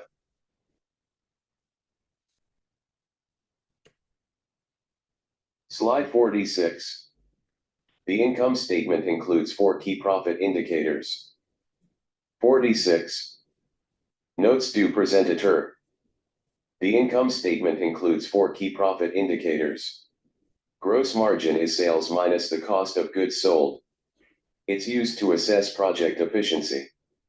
This provides an initial check on the company's business model. The second key metric is EBITDA, which stands for earnings before interest, tax, depreciation, and amortization. So it's sales, cost of goods sold, operating expenses. EBITDA makes it possible to analyze and compare profitability between companies in the same sector, as it eliminates the effects of decisions linked to financing, taxation and accounting. A third important metric is EBIT, which stands for earnings before interest and taxes. To calculate it, we start with EBITDA and subtract depreciation and amortization of tangible and intangible assets. So EBIT is an important measure of a project's operational efficiency. This takes into account indirect costs such as tax and interest on debt, and shows how much the project earns from its main operations. One of the last key metrics in the income statement is net income, i.e. the last line of the income statement. This enables investors to assess the profitability of the company, and also to check whether the project is generating sufficient profits on sales, and whether operating and overhead costs are covered. 46.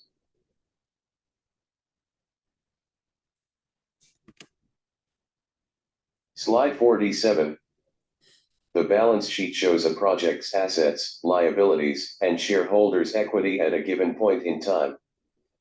All balance sheet items are classified into the following categories: assets, liabilities, and shareholders' equity. Total assets must always equal total liabilities plus shareholders' equity. Assets are resources that are controlled by the project and used to generate an economic benefit. Liabilities are financial obligations that the project must meet. Equity represents the total amount of funds invested by shareholders and management. The balance sheet tells investors about a project's fundamentals, how much debt it has, how much it needs to raise from customers, and how quickly, how much cash and cash equivalents it has, and what types of funds the project has generated over time. Why isn't the balance sheet enough on its own? The balance sheet alone will not tell you whether the company is profitable, as it is only a snapshot of the project's assets and liabilities at a given date. A project may have few debts and a substantial asset balance, but still be loss-making and have negative cash flow. Sample balance sheet, FY16. Assets. Liabilities. Shareholders' equity. 47. Notes du présentateur. The balance sheet shows a project's assets, liabilities, and shareholders' equity at a given point in time. Balance sheet items are therefore classified according to assets, liabilities, and shareholders' equity. Assets are always equal to total liabilities plus shareholders' equity. The balance sheet must always be balanced. Assets are the resources controlled by the project, i.e. everything the company owns, its assets, so to speak, and which are used to generate an economic advantage. Then, on the other hand, we have the liabilities, which are all the financial obligations the project must meet. In other words, everything the company owes. And at the end, we have shareholders' equity, which represents the total amount of funds invested by the company's shareholders. The balance sheet informs investors about the fundamentals of a project, i.e., the level of indebtedness that can be seen on the liabilities side, and the amount of receivables that need to be collected. So why is the balance sheet not enough on its own? The balance sheet shows what the company owns and what it owes, but it does not show the company's profitability. So the balance sheet may show that the company has very little debt, but on the other hand, the company may be loss-making and have negative cash flow. It is often advisable to look at the cash flow statement to see the company's capacity to generate cash, or at the income statement to see the company's profitability. On the right-hand side of this slide, you can see an example of a balance sheet. So, as you can see, we have assets on one side, which are generally divided between current and non-current assets. Current assets include all liquid assets. This could be cash available in the bank, or accounts receivable, such as credit lines or trade receivables. We have inventories, which is not common in renewable energy projects. We also offer prepaid services such as insurance. Then we have non-current assets, such as property, plant, and equipment, which could be the power plant, buildings, land, offices, etc. And we have intangible fixed assets, which can be customer lists, the number of sales representatives, patents, licenses, etc. Then, on the liabilities side, we also have current and non-current liabilities. Current liabilities include credit lines to suppliers, accrued expenses, salaries due and unrealized income. On the non-current liabilities side, we'll find long-term debt such as senior debt in the case of a renewable energy project. And finally, we have shareholders' equity, which is what shareholders have invested in the project, and retained earnings. 47.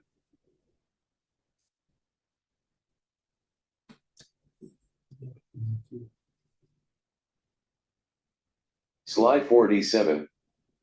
The balance sheet shows a project's assets, liabilities, and shareholders' equity at a given point in time. All balance sheet items are classified into the following categories: assets, liabilities, and shareholders' equity. Total assets must always equal total liabilities plus shareholders' equity. Assets are resources that are controlled by the project and used to generate an economic benefit. Liabilities are financial obligations that the project must meet. Equity represents the total amount of funds invested by shareholders and management. The balance sheet tells investors about a project's fundamentals, how much debt it has, how much it needs to raise from customers, and how quickly, how much cash and cash equivalents it has, and what types of funds the project has generated over time. Why isn't the balance sheet enough on its own? The balance sheet alone will not tell you whether the company is profitable, as it is only a snapshot of the project's assets and liabilities at a given date. A project may have few debts and a substantial asset balance, but still be loss-making and have negative cash flow. Sample balance sheet, FY16. Assets. Liabilities. Shareholders' equity. 47. Notes du presentateur. The balance sheet shows a project's assets, liabilities, and shareholders' equity at a given point in time. Balance sheet items are therefore classified according to assets, liabilities, and shareholders' equity. Assets are always equal to total liabilities plus shareholders' equity. The balance sheet must always be balanced.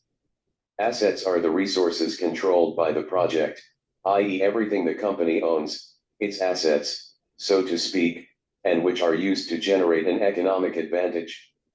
Then, on the other hand, we have the liabilities, which are all the financial obligations the project must meet.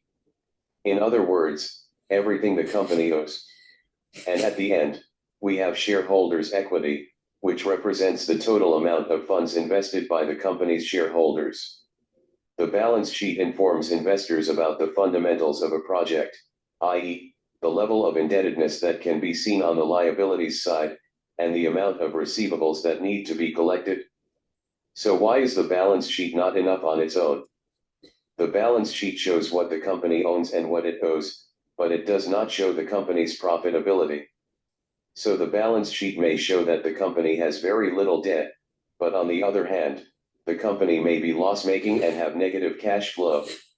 It is often advisable to look at the cash flow statement to see the company's capacity to generate cash, or at the income statement to see the company's profitability. On the right-hand side of this slide, you can see an example of a balance sheet.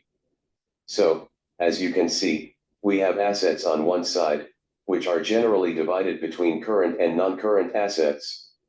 Current assets include all liquid assets.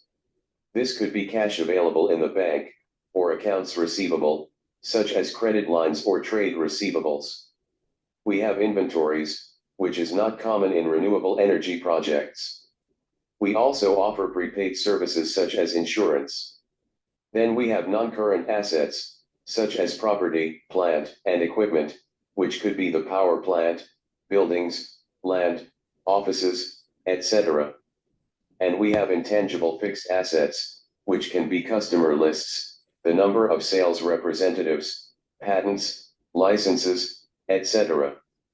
Then, on the liabilities side, we also have current and non-current liabilities. Current liabilities include credit lines to suppliers, accrued expenses, salaries due and unrealized income. On the non-current liabilities side, we'll find long-term debt such as senior debt in the case of a renewable energy project.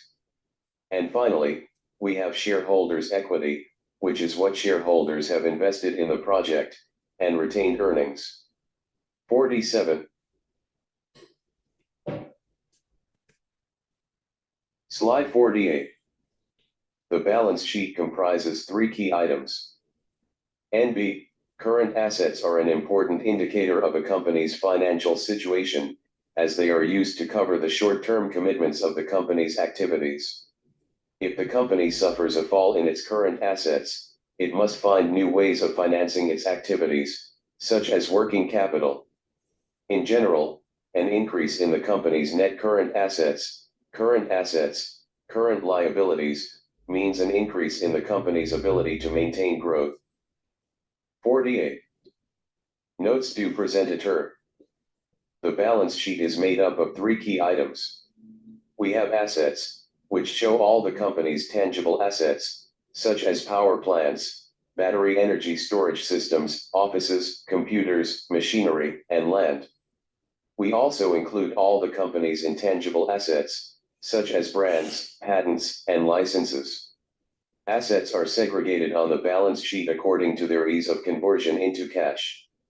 If we take current assets, which are generally assets that can be converted into cash in less than a year, for example, we have financial products such as marketable securities, and in some cases in companies we have everything that is inventory.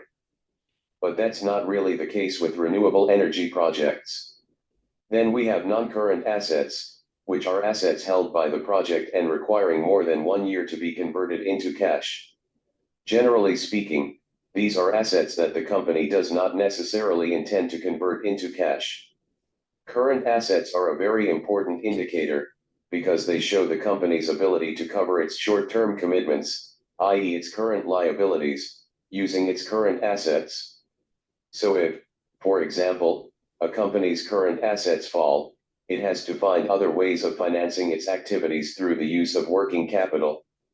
Then, in the second part of the balance sheet, we have the liabilities, i.e. everything the company owes to third parties.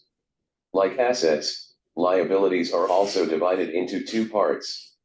We have current liabilities and long-term liabilities. Current liabilities are the company's obligations, everything the company owes, but due in less than a year. Generally speaking, the company can use its current liabilities to cover its expenses, and we have long-term liabilities which are financial obligations over more than 1 year, for example, senior debt. Lastly, we have shareholders' equity, which corresponds to the funds invested by shareholders, and we also have the net income from the income statement, which is carried forward here, by deducting profits that are not distributed to investors, and which are generally recorded in a reserve account. 48. Slide 49.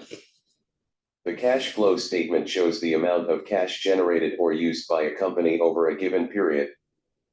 The cash flow statement shows the actual cash generated by a company over a given period. The TFT is essential because a company needs sufficient liquidity to carry out its day-to-day operations. Losing sight of the cash flow statement can lead to bankruptcy. TFT is divided into 3 different categories according to the sources and uses of cash: operating activities, investing activities, and financing activities. TFT enables investors to understand how a company's operations work, where the money comes from, and how it is spent. TFT is important because it helps investors determine whether a company has a solid financial base. The TFT is all the more important for creditors.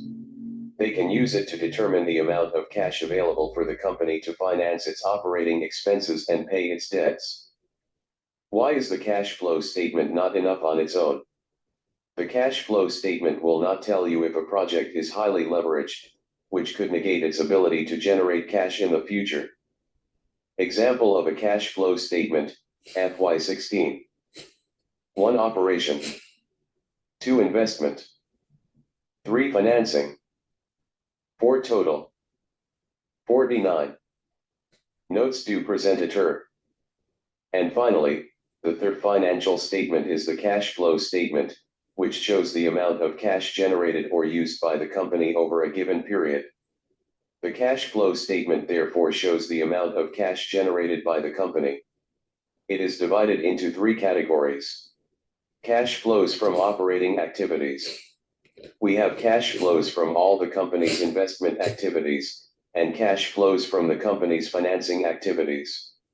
The cash flow statement is therefore an essential financial statement, since the company needs sufficient liquidity not only to cover its day-to-day operations, but also to repay its debts and meet its commitments to suppliers of equity capital. The cash flow statement enables investors to understand how a company's operations work, where the money comes from, how it is spent, and thus to track cash movements over a period. The cash flow statement is all the more important for creditors, as they can use it to determine the amount of cash available for the company to finance its operating expenses and pay its debts. The cash flow statement alone can't tell you whether a project is heavily indebted. To do that, you'll need to look at the liabilities side of the balance sheet to see how much debt the company has. It should not be analyzed on its own. So, on the right-hand side of the slide, you can see an example of a cash flow statement. In terms of operating cash flow, we generally start with net income, which is found in the income statement, to which we add depreciation, and then we remove all changes in WCR, working capital requirement. This will enable us to determine how much the company generates directly through its operating activity. Then we have the cash flows linked to the company's investments. For example, if the company decides to buy machinery to expand its power plant, these are capex, and from this point onwards, we'll enter it in the cash flow statement under cash flow from investing activities, in which case it's a negative cash flow, or if the company decides to dispose of assets, in which case it's a positive cash flow under cash flow from investing activities. And finally, we have cash flows from financing activities, i.e. debt repayment, debt payments, dividend payments, etc. And at the end, we'll add up all the cash flows, which will give us the cash position at the end of the period. 49. Slide 50. A cash flow statement comprises 3 main sections. Cash flow from financing activities is a section of a company's TFT, showing the net cash flows used to finance the business. Financing activities include debt, equity, and dividend transactions. Cash flow from investing activities is cash that has been generated, or spent, on non-current assets intended to produce a profit in the future. Types of activity may include capital expenditure, loans, and the sale of investment securities. Cash flow from financing activities. Cash flow from investing activities. Cash flow from operating activities equals EBIT plus depreciation, tax plus changes in WCR star. Cash flow from financing activities equals issuance of new equity plus issuance of new debt, repayment of debt and interest, payment of dividends. Cash flow from investing activities equals purchase/sale of long-term assets, CAPEX, plus purchase/sale of other companies, M&A, plus purchase/sale of marketable securities. 50. Notes to presentateur. The cash flow statement comprises 3 sections. As I said earlier, cash flow from operating activities shows how much cash the project company generates from energy production. To calculate it, we can start from the EBIT or net income we calculated in our income statement earlier, to which we add depreciation, because depreciation is a recognition of loss of value, but it's not really a cash outflow. And we'll remove tax and add the change in WCR. The change in WCR is made up of current assets minus current liabilities. As a result, current assets include all trade receivables and inventories, while current liabilities include all trade payables and other short-term debts, such as deferred interest. A second section of the cash flow statement is cash flow from investing activities. For example, if a company decides to sell a machine, this is a positive cash flow, and comes under the heading of investing activities. To calculate cash flow from investing activities, we will take into account all purchases and sales of long-term assets, i.e. CAPEX. We will reduce all purchases of other companies as part of a merger acquisition operation, and we will add or reduce all marketable securities, including financial securities. In terms of the cash flow statement, we have cash flow from financing activities. So cash flow from financing activities is a section that shows net cash flows used to finance the company. Yes, sir. Financing activities include debt, equity, and dividend transactions. To calculate cash flow from financing activities, we calculate new capital issues, add new debt issues, subtract all debt and interest repayments, and subtract dividend payments to shareholders. 50.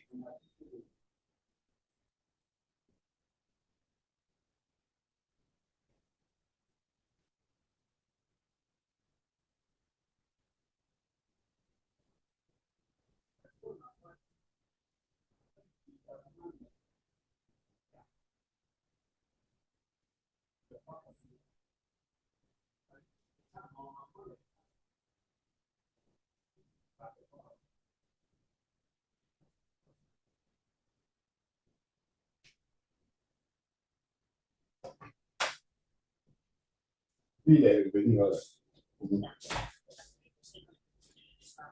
Si. Okay. Slide 51. The 3 financial statements are linked and complement each other. Example of a COR, FY16. Shows the extent to which balance sheet assets are used in operations. Shows capital providers' return on investment, equity/liabilities. COR. Products. Expenses. Net income. Balance sheet. Assets. Current assets. Non-current assets. Equity and liabilities. CP. Liabilities. CC and accrued expenses. Debt and loans. Cash flow statement.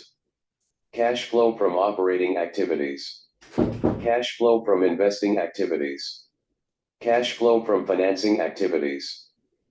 How the income statement and balance sheet lead to the TFT. Relationship between income statement and balance sheet. 51. Notes to presentateur. The three financial statements are linked and complement each other. If we look at the income statement, from sales to operating expenses, this shows the extent to which balance sheet assets are used in the company's operations. And from EBIT to net income, this shows the return on investment for equity providers. How do the three financial statements relate to each other? If you want us to calculate our income statement, our last line shows our net income. We'll find this net income in the first line of the cash flow statement, which will enable us to calculate cash flow from operating activities. Net income can also be found in the balance sheet under shareholders' equity. Then, on the balance sheet, all current assets, i.e. those relating to working capital requirements, are also included in cash flow from operating activities.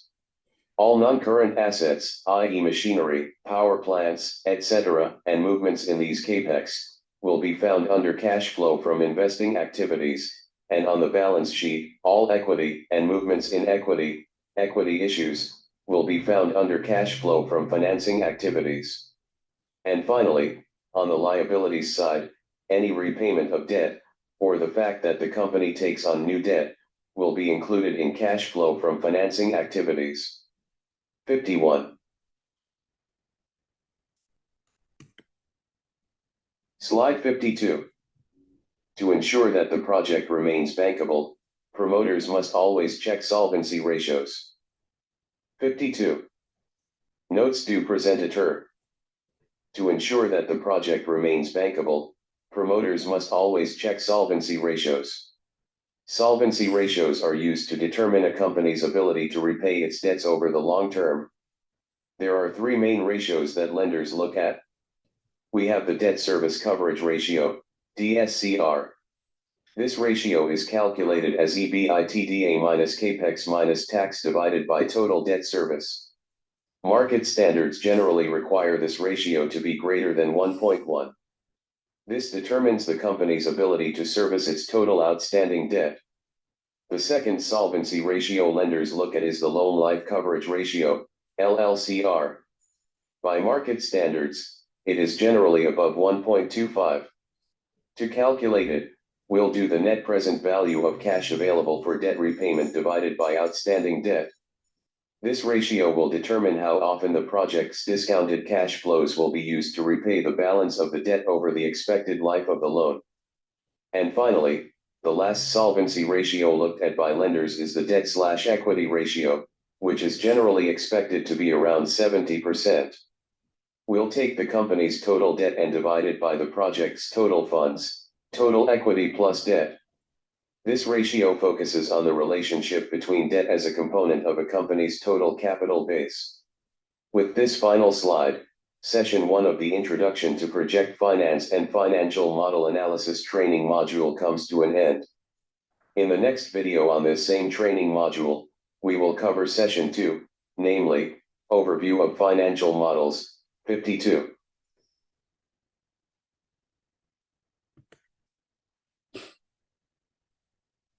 Slide 53. Introduction. Structuring a bankable project. Introduction to accounting concepts. Overview of financial models. Question and answer session. 53. Notes du présentateur. We'll be back in just a minute. Hello everyone, just to confirm. Can you see my screen? We're going to do a quick overview of financial models, which will last 10 to 15 minutes. We're going to focus on financial models. I'll show you the template we put together, which we'll share with you. And the second thing we're going to do is also try to see when you're not building or creating a financial model, but rather analyzing a financial model, what levers you can use. And in the same vein, we've prepared a tool that will enable us to better analyze the financial models given to you by developers. These will be the two objectives of the following sessions. We're going to give you an overview of what a financial model looks like and what it's used for. 53. Slide 54. Overview of financial models. 54. Notes du présentateur. 54.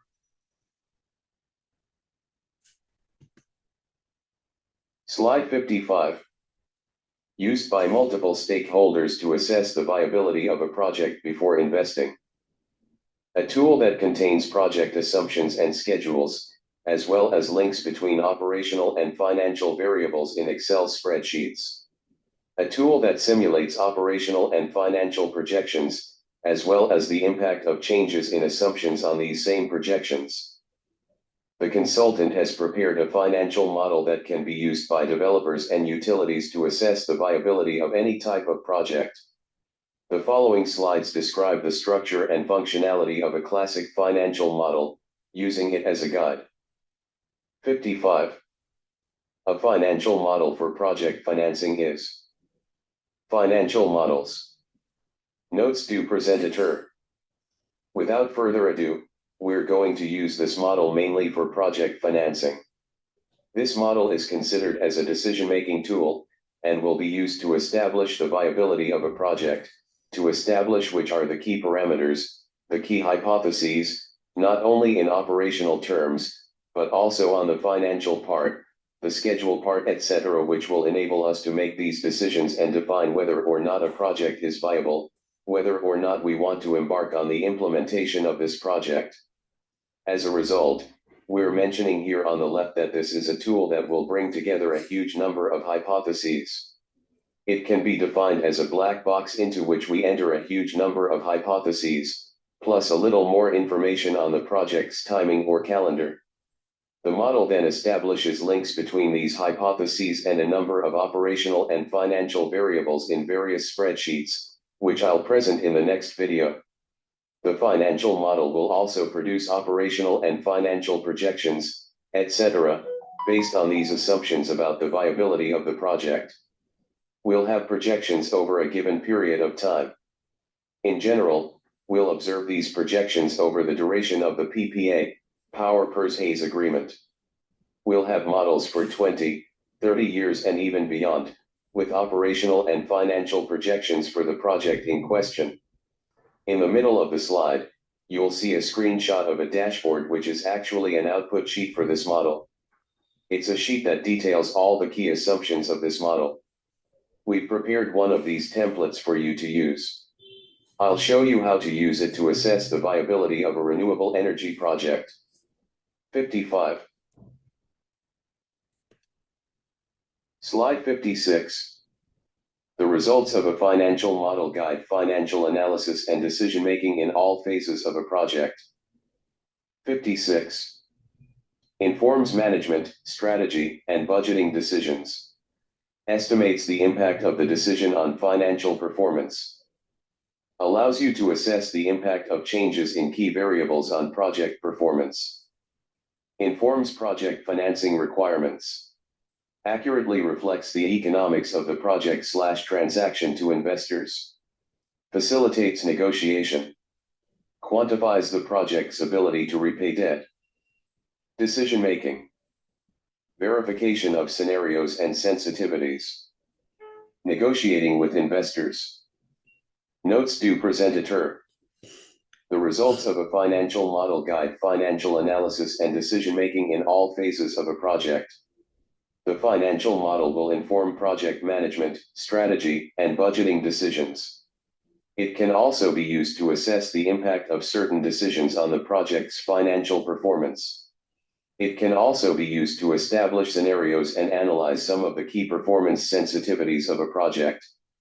Secondly, it's not just a decision-making tool, it's also a tool for interaction, enabling discussions with investors, informing them of a project's financing requirements, reflecting the project's economics and its ability to repay creditors in terms of both debt and equity.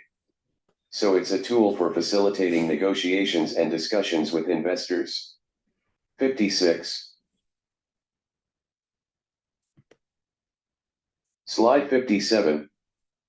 A financial model is an essential tool for evaluating the results of the feasibility study and for making decisions about project development. 57. Estimates project cash flow. Project costs. Sources and cost of financing. Project economics, including tariffs, indexation, etc. Cash flow projections. Evaluate the project's debt capacity. Borrowing capacity based on project cash flow. Debt repayment. Coverage tests, e.g. DSCR. Interest rate risk. Calculates rates of return. Equity requirements. Return for the sponsor and other equity investors. Equity recovery. Analysis of sensitivities. Variations in key factors such as tariffs, fixed costs, interest rates, inflation, EPC contract price, concession period, government subsidies, production input prices and exchange rates. Simulate scenarios. Favorable and conservative reference scenarios based on debt servicing capacity, return on equity, project value. Summarizes key project metrics. Summary of cash flows. Project net present value. Lender coverage ratios. Rate of return on equity and on the project in the reference scenario. Financial statements. Optimized financing structure. Key features of the financial model. Notes du presentateur. This slide describes the black box that a financial model can be. It describes the different tools and aspects that come into play when thinking about a financial model. On the one hand, it's used to estimate all aspects of cash flow. We'll fill in the project costs, the payment structure for these capex, and we'll define all the economic data, i.e. rates, and cash flows. The economic data includes everything linked to indexation, as well as exchange rates over the life of the project. This will enable us to use cash flow projections to see how the project would react if there were exchange rate risks. The financial model will enable us to assess debt capacity, the various debt coverage ratios will be determined, and what the interest rate risk is. We can ask ourselves whether an interest rate of 10% is viable for the project, or whether we need to negotiate a lower interest rate. What's the risk here? Focusing on equity investors, what is the return for all these investors? What's the return even on the scale of the project? How quickly will they recover their equity? On the right-hand side of the slide, the financial model focuses on sensitivity analysis, the idea being to identify the key factors involved in deciding whether or not to set up the project, such as tariffs, interest rates, etc. Once we've identified these factors, we'll be able to assess their impact on the project. Once we've identified these different key factors, we'll try to apply different types of scenario to them.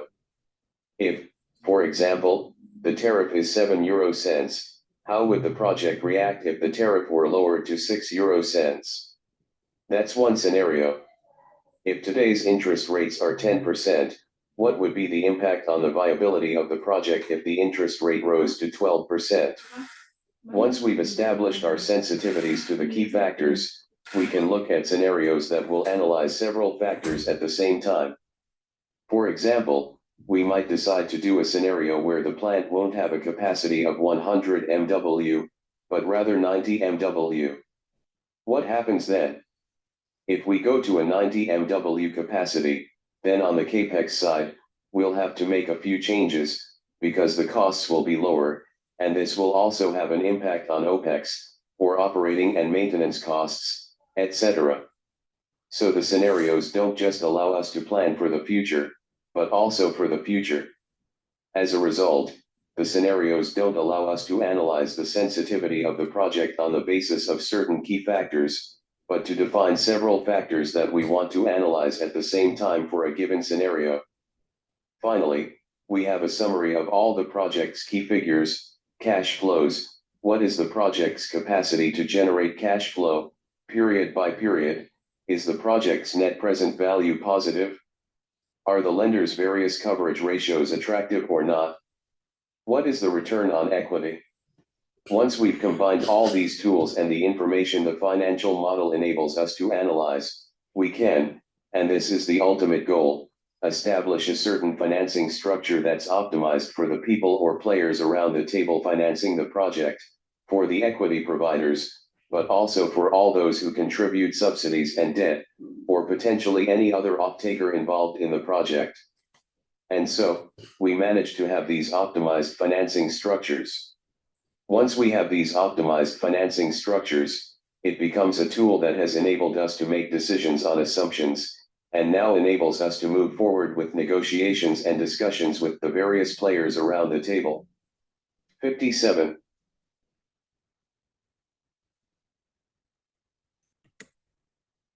Slide 58. Best practices in financial model infrastructure to improve model usability, flexibility, and transparency. 58. Separate data, keep input, calculation, and result sheets separate. Use consistent signs, present all values in absolute terms and add/subtract as required in formulas. Use real and nominal values appropriately. All financial flows must be calculated in nominal terms, including the assumed effects of inflation. Avoid circular calculations. Circularity can be very memory intensive, as Excel triggers the recalculation of all dependent worksheets, which makes the model volatile and can lead to calculation errors. 1, 2, 3, 4. Notes do present a ter. Advantages to separating assumptions or inputs into an Inputs tab. Consistent, reliable architecture. Once a model is built, the user has only one place they need to go to change any assumptions. This creates a consistent distinction between areas in the model that the user works in versus areas the computer works in. Error mitigation. Storing all assumptions in one place makes it far less likely that you'll forget to remove old assumptions from a prior analysis and inadvertently bring them into a new analysis. 58. Slide 59. Introduction. Structuring a bankable